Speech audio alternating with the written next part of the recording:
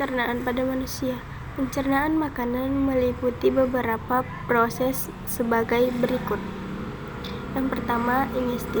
Yang kedua, pemotongan dan penggilingan makanan. Yang ketiga, peristaltik. Yang keempat, digesti.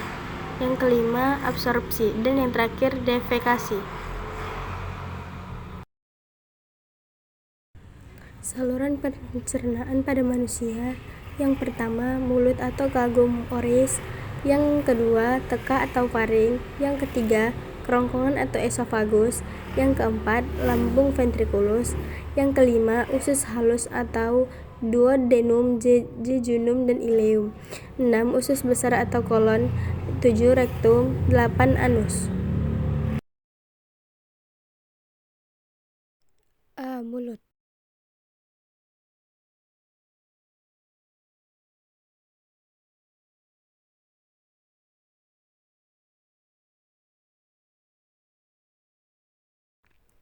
Di dalam mulut terjadi pencernaan makanan secara mekanis oleh gigi dan kimiawi. Enzim amilase atau ptyalin yang menguraikan amilum atau polisakarida menjadi maltosa atau disakarida. Bagian-bagian penyusun rongga mulut yaitu bibir. Bibir berfungsi menerima makanan dan membantu menghasilkan suara. 2. Gigi. Gigi berfungsi untuk menggigit, memotong, dan menyobek dan mengunyah makanan. 3. Lidah. Lidah berfungsi untuk menggerakkan makanan saat dikunyah, mengecap rasa, dan membantu produksi suara untuk berbicara. 4. Kelenjar saliva. Di dalam mulut terdapat 3 pasang kelenjar saliva, yaitu kelenjar parotid, submandibula, dan sublingual.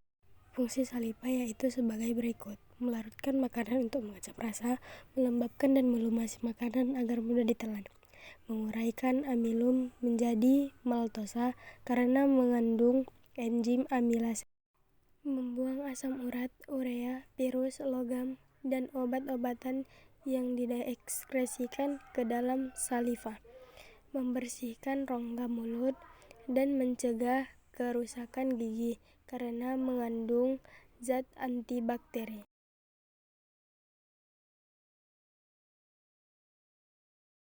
B. Faring. Faring berbentuk seekor tabung yang berhubungan dengan rongga hidung, rongga tengah-tengah, dan laring.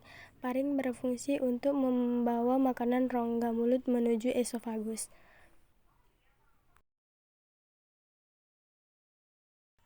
C. Kerongkongan. Kerongkongan berfungsi menggerakkan makanan dari faring ke lambung.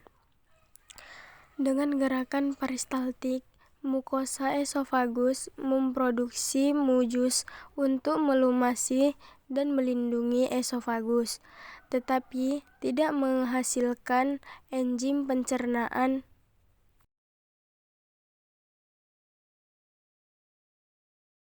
D. Lambung atau ventriculus. Lambung adalah organ pencernaan yang berbentuk seperti huruf J. Terletak di rongga perut bagian atas sebelah kiri di bawah diafragma. Lambung terbagi menjadi 4 bagian, yaitu kardia atau berbatasan dengan esofagus oleh otot sfinkter esofageal. Fundus atau bagian yang membulat terletak di atas sebelah kiri. Badan atau bagian terbesar lambung terletak di bawah pundu. Pilorus bagian bawah yang menyempit berbatasan dengan usus halus oleh otot sfinkter pilorus.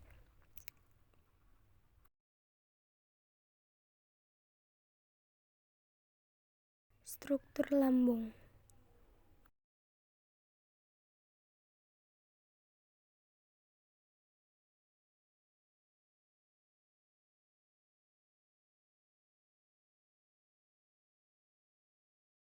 Kelenjar lambung menghasilkan 2-3 cairan lambung atau gastric juice yang mengandung enzim pencernaan, asam klorida, mukus, garam-garam, air, makanan yang masuk ke dalam lambung menjadi senyawa penyangga atau buffer yang meningkatkan pH dan sekresi.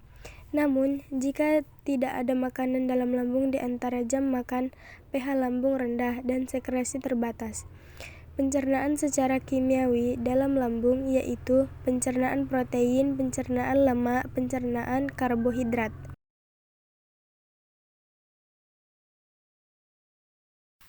E. Pankreas, hati, dan empedu.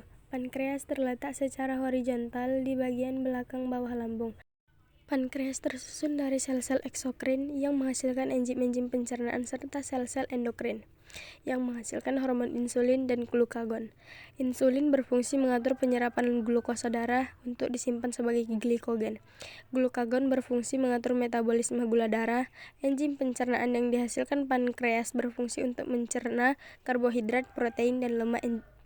Enzim-enzim pankreas yaitu sebagai berikut: tripsinogen, kimotripsin, lipase, amilase, karbosipeptidase, aminopeptidase, dan peptidase. Hati memiliki beberapa fungsi dalam sistem pencernaan, yaitu menyekresikan empedu untuk mengemulsikan dan mengabsorpsi lemak, mempertahankan homeostasis gula darah, menyimpan gula dalam bentuk glikogen, dan mengubahnya kembali menjadi glukosa, menyintesis lemak dari karbohidrat dan protein, serta mengatur penyimpanan maupun pemakaian lemak, menyimpan mineral atau Fe dan Cu, produksi panas dari aktivitas kimia dalam hati, terutama saat tidur. Empedu berupa kantong berbentuk seperti terong, berukuran sekitar 8-10 cm, berwarna hijau dan terdapat pada lekukan di bawah lobus kanan hati. Empedu berfungsi menyimpan cairan empedu yang disekresikan oleh sel-sel hati dengan kapasitas total 30-60 ml. Garam empedu berfungsi mengemulsikan lemak, memperlancar kerja enzim lipase dalam memecah lemak, dan membantu absorpsi hasil pencernaan lemak atau gliserin dan asam lemak. Empedu disalurkan ke usus halus, sebagian berubah menjadi struk kabin yang mewarnai feses. Yang lainnya diabsorpsi kembali ke aliran darah dan berubah menjadi urobilin yang mewarnai urin. Usus halus atau intestinum tenui. Usus halus berbentuk tabung yang terletak di antara lambung dan usus besar, berdiameter 2,5 cm dan panjang 3-5 meter. Usus halus terdiri atas 3 bagian, yaitu usus 12 jari atau duodenum panjang 25-30 cm, usus kosong atau jejunum panjang 1-1,5 meter, dan usus penyerapan atau ileum panjang 2-2,5 meter. Struktur usus halus yaitu duodenum atau usus 12 jari,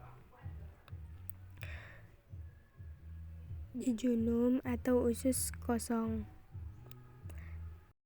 dan ileum atau usus penyerapan.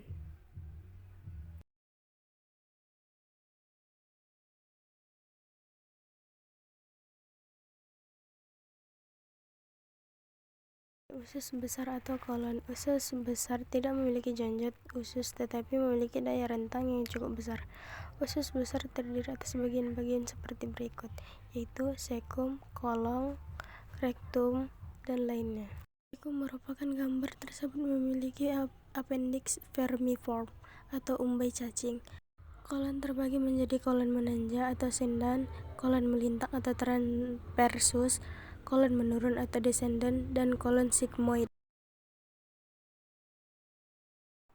Fungsi usus besar yaitu mengabsorpsi 80-90% air dan elektrolit dari kimus yang tersisa sehingga kimus menjadi semi padat, memproduksi mukus yang tidak mengandung enzim, merupakan tempat bakteri yang mampu mencerna sedikit selulosa dan memproduksi sedikit kalori, serta menghasilkan vitamin K, riboflavin, tiamin, dan gas, mengeluarkan zat sisa berupa feses atau warna coklat berasal dari pigmen empedu, bau berasal dari kerja bakteri.